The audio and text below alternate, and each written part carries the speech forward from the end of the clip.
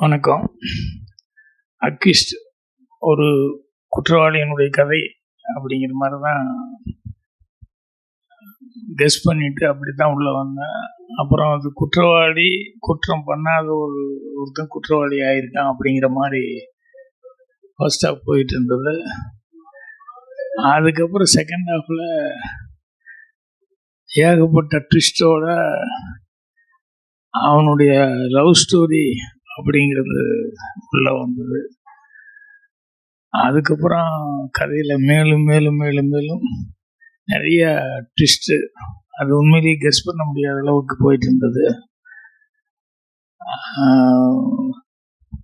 அஜ்மல், உதயா, அந்த உதயா லவராக வந்த கேரக்டரு எல்லாமே ஆல்மோஸ்ட் எல்லாருமே நல்லா நடிச்சிருக்காங்க. பிரபு சீனிவாசன் டைரக்ட் பண்ணிக்காரு.